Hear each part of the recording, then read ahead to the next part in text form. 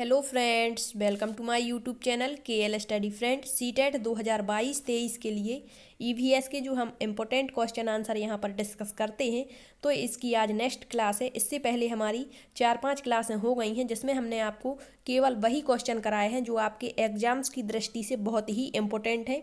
आज के सेशन में हम करेंगे प्रसिद्ध चित्रकारी कौन सी चित्रकारी किस राज्य में की जाती है और प्रसिद्ध स्थान कौन सा स्थान किसके लिए प्रसिद्ध है, ये क्वेश्चन। ठीक है, यहाँ पर आपके 25+ क्वेश्चन लिए गए हैं और जो कि आपके सीटेट एग्जाम्स में पूछे ही जाते हैं। तो आइए देरी ना करते हुए शुरू करते हैं अपना सेशन।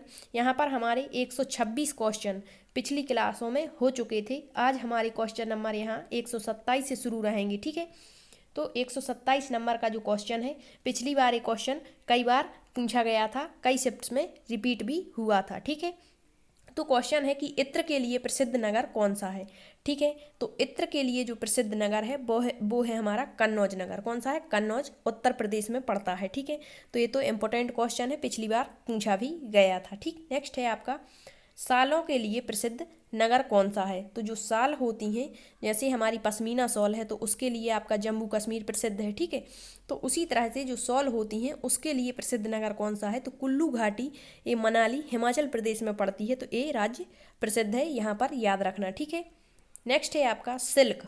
सिल्क या चाय की बात करते हैं तो इसके लिए फेमस राज्य कौन सा है आपका, तो वो है आपका असम राज्य। ठीक है, नेक्स्ट है आपका कड़ाही और केसर के लिए, कड़ाही और केसर के लिए प्रसिद्ध राज्य कौन सा है आपका, तो कश्मीर है, ये भी आपको याद रखना है। नेक्स्ट है आपका फूलों की घाटी किस राज्य में स्थित है, तो आपने पढ़ा होगा फूलों की घाटी उत्तराखंड में स्थित है। ठीक है, अब उत्तराखंड में हमारा पहला राष्ट्रीय उद्यान जो है जिम कॉर्बेट राष्ट्रीय उद्यान है, जिसे हम हेली नेशनल पार्क कहते थे, मतलब उसका पुराना नाम था हेली नेशनल पार्क। ठीक है, नेक्स्ट है आपका मधुबनी चित्रकारी के लिए प्रसिद्ध राज्य कौन सा है, तो मधुबनी चित्रकारी के लिए प्रसिद्ध राज्य जो है आपका बिहार राज्य है। और बिहार में मुख्य स्थान की यदि बात करते हैं तो मुजफ्फरपुर इसका प्रसिद्ध है। ठीक है, मधुबनी बिहार, और मधुबनी ही स्वयं एक वहाँ का जिला है बिहार का, तो मधुबनी भी यहाँ का फेमस है मधुबनी चित्रकारी के लिए। अब जो मधुबनी चित्रकारी है, आप प्लेलिस्ट में जाकर देखेंगे, एक चित्रकारी वाला वीडियो अलग से डाला था, उसमें इसका पूरा डिटेल बताया है कि जो मधुबनी चित्रकारी होती है इसमें किस रंग का प्रयोग किया जाता है, किसके रंग बनाए जाते हैं, इसमें जो चित्र बनाए जाते हैं उसमें किस किस के चित्र शामिल होते हैं। ठीक है, ये सारी चीज़ें। नेक्स्ट है आपका बरली एवं चित्रकाठी चित्रकारी, ये दोनों ही पिछली बार पूछी गई थी, तो याद रखना बरली चित्रकारी महाराष्ट्र राज्य की फेमस है और चित्रकाठी चित्रकारी भी आपकी कहाँ की प्रसिद्ध है, महाराष्ट्र राज्य की। ठीक है, नेक्स्ट है आपका गणेश चतुर्थी का जो उत्सव है वो भी यहाँ पर बहुत ही धूमधाम से मनाया जाता है, ये भी याद रखना, पिछली बार क्वेश्चन बना था। जो उत्सव है आपके, जैसे पूछ लेता है कि जैसे रक्षाबंधन, होली है, दीपावली है, तो पूर्णिमा को मनाए जाने वाले उत्सव कौन कौन से हैं, तो ये सारी चीज़ें हम डिस्कस कर लेंगे क्वेश्चनों के माध्यम से। ठीक है, नेक्स्ट है आपका कलमकारी और पोचमपल्ली, ये दोनों जो है साड़ियों पर की जाने वाली एक प्रकार की डिजाइन होती है, तो ये कला किस राज्य में प्रसिद्ध है, तो यदि ऑप्शन में आंध्र प्रदेश है तो ये भी सही है आपका, और यदि तेलंगाना है तो ये भी सही है, क्योंकि ये दोनों का जो है विभाजन हो चुका है। तो पहले आंध्र प्रदेश हुआ करता था, वर्तमान में 2014 से तेलंगाना बन गया है, तो अभी यहाँ पर भी मानी जाती है। ठीक है, नेक्स्ट है आपका पट्टा चित्रकारी के लिए प्रसिद्ध राज्य कौन सा है, तो पट्टा चित्रकारी आपकी उड़ीसा में की जाती है। अब एक बात और याद रखना कि जो जगन्नाथ रथ यात्रा है वो भी आपकी कहाँ की है, उड़ीसा की है, और सूर्य मंदिर भी कोणार्क उड़ीसा में ही स्थित है। तो ये सारे क्वेश्चन जो है डिस्कस करते हुए इसीलिए चल रहे हैं क्योंकि यदि इसके इर्द गिर्द क्वेश्चन बनते हैं तो आपको आने चाहिए। ठीक है, नेक्स्ट है आपका फाड़ चित्रकारी के लिए प्रसिद्ध राज्य कौन सा है, तो ये आपका राजस्थान राज्य है, फाड़ चित्रकारी के लिए फेमस। ठीक है, और यहाँ पर जो स्कूल जाने के रास्ते होते हैं वो किस प्रकार के होते हैं, मतलब जो रेगिस्तानी इलाका होता है, तो यहाँ पर आपकी क्या चलती है, ऊंट गाड़ी चलती है। क्या चलती है? ऊंट गाड़ी। ठीक है, नेक्स्ट है आपका पेठा नगरी। पेठा नगरी के लिए आगरा उत्तर प्रदेश का फेमस है। नेक्स्ट मसालों का बगीचा किस राज्य को कहा जाता है, तो मसालों का बगीचा आपके केरल राज्य को कहा जाता है। ठीक है, किसको?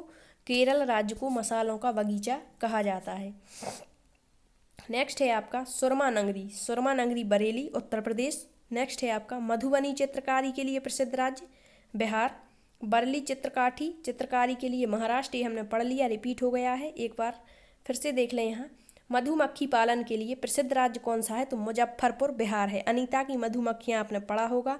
आपको जो हमने आपकी प्लेलिस्ट बनी हुई है EVS CTET की, तो वहाँ पर देखिए मधुमक्खी से आपके 2 से 3 क्वेश्चन बनते हैं। एक तो पूछता है कि इनके पालन का उचित समय क्या होता है, और इससे एक बन जाता है क्वेश्चन कि नर मधुमक्खी, मादा मधुमक्खी और श्रमिक मधुमक्खी के बारे में पूछते हैं। तो ये भी आपको कराया था, वहाँ पर जाकर एक बार आप देख लें। नेक्स्ट है चावल के लिए मतलब कौन सा राज्य अग्रणी है? सबसे ज़्यादा चावल का उत्पादन किस राज्य में होता है? तो वो आपका पश्चिम बंगाल है, और यहीं पर सुंदरबन डेल्टा है आपका पश्चिम बंगाल में, जहाँ पर सबसे ज़्यादा मैंग्रोव वनस्पति पाई जाती है। ये भी आपको याद रखना है, ठीक है। नेक्स्ट है आपका गेहूं और गन्ने के लिए प्रसिद्ध राज्य, मतलब सबसे ज़्यादा यदि पूछता है गेहूं का उत्पादन किस राज्य में होता है, या सबसे ज़्यादा गन्ने का उत्पादन किस राज्य में होता है, तो आपके उत्तर प्रदेश राज्य में होता है। और सबसे ज़्यादा पानी की आवश्यकता किसके लिए होती है? तो वो भी आपके गन्ने के लिए सर्वाधिक पानी की जरूरत पड़ती है, ठीक है। नेक्स्ट है आपका हल्दी की बात करता है और मक्का की, तो हल्दी और मक्का के लिए अग्रणीय राज्य मतलब सबसे ज़्यादा उत्पादन आपकी आंध्र प्रदेश राज्य में होता है। नेक्स्ट एक क्वेश्चन ये पूछा जाता है कि जो अबू धाबी की मुद्रा है वो क्या है? तो ये भी याद रखना, अबू धाबी की मुद्रा द्रहम है, या द्रहम मुद्रा किस राज्य में फेमस है? राज्य नहीं कहेंगे यहाँ पर, द्रहम किस मतलब देश की मुद्रा है? तो अबू धाबी इसे कहते हैं, ठीक है। अबू धाबी के बारे में भी हम पढ़ लेंगे। यहाँ पर पेट्रोल डीजल मतलब जो होता है जल से मतलब सस्ता होता है, इस तरीके से जो क्वेश्चन बनते हैं तो ये भी हम देख लेंगे, ठीक है। नेक्स्ट है टीन खेती, जो आपको बताया था एक टीन बीज जो होता है वो क्या कहलाता है, और टीन खेती के लिए प्रसिद्ध राज्य कौन सा है आपका? तो मिजोरम राज्य जो है, यहाँ पर टीन खेती की जाती है, और यह एक प्रकार की साझा खेती होती है, ठीक है। बारी बारी से यहाँ पर फसल उगाई जाती है, और एक टीन बीज जितनी जगह में बोए जाते हैं वह एक टीन खेती कहलाती है, ठीक है। ये भी याद रखना, टीन खेती से पिछली बार क्वेश्चन पूछा गया था, और ये कहाँ पर की जाती है? आपकी मिजोरम राज्य में, ठीक है। नेक्स्ट है झूम खेती, जिसे हम स्थानांतरित कृषि, काटो या जलाओ खेती, या बुश फैलो खेती इसे कहते हैं, कर्तन दहन खेती। ये किस राज्य में फेमस है? तो वैसे तो हम कहेंगे तो इसे कहेंगे उत्तर पूर्वी राज्यों में, ठीक है। अब यदि राज्य पूछता है तो उत्तर पूर्व में जो आपके राज्य पड़ते हैं उनमें से यदि कोई ऑप्शन में है तो फिर वही सही रहेगा। मुख्य रूप से यह अरुणाचल प्रदेश में की जाती है, और यहाँ पर इसे झूम खेती ही कहते हैं, ठीक है। अब जो झूम खेती होती है इसके अलग अलग राज्यों में अलग अलग नाम होते हैं, ठीक। नेक्स्ट है घटपर्णी पौधा जो है भारत के किस राज्य में पाया जाता है? तो जो घटपर्णी का पौधा है जिसे हम नेपैंथीस कहते हैं, शिकारी पौधा इसे कहते हैं, यह है आपका मुख्य रूप से ऑस्ट्रेलिया और इंडोनेशिया में पाया जाता है। अब एक क्वेश्चन बनता है कि जो इस तरह से पूछते हैं कि जो घटपर्णी पौधा है या जो शिकारी पौधा घटपर्णी है यह ऑस्ट्रेलिया और इंडोनेशिया में पाया जाता है, तो बताइए यह भारत के किस राज्य में देखने को मिलता है? तो यह मेघालय राज्य में देखने को मिलता है, ठीक है। अब ये शिकारी पौधे जो होते हैं, जो घटपर्णी पौधा होता है यह एक विशेष प्रकार की सुगंध निकालता है। क्या निकालता है? सुगंध। और सुगंध के माध्यम से यह छोटे छोटे कीड़े मकोड़ों, चूहों को चालाकी से फंसा करके और अपना शिकार कर लेता है, ठीक है। तो सुगंध निकालता है। अब एक ऑप्शन बनता है यहाँ पर कि जो घटपर्णी पौधा है किस प्रकार से अपना शिकार करता है, तो ऑप्शन देते हैं कि एक प्रकार की सुगंध या खुशबू जिसे कहेंगे के माध्यम से शिकार करता है, दूसरा कह देंगे उच्च तारत्व की ध्वनि निकालता है।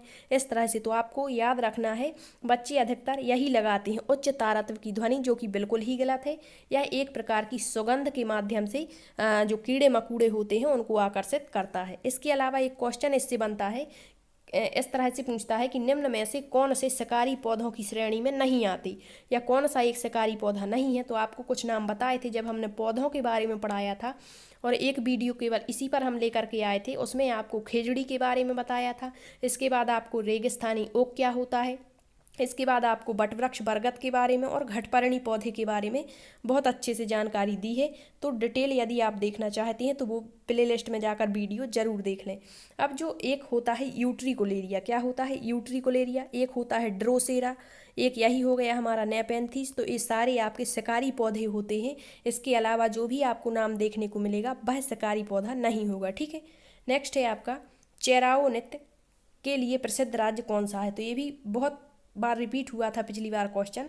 तो जो चेराओ नृत्य है ये आपका मिजोरम राज्य में, और यहीं पर आपकी टीन खेती की जाती है। अब जो चेराओ नृत्य होता है इसे बम्बू नृत्य भी कहते हैं। क्या कहते हैं?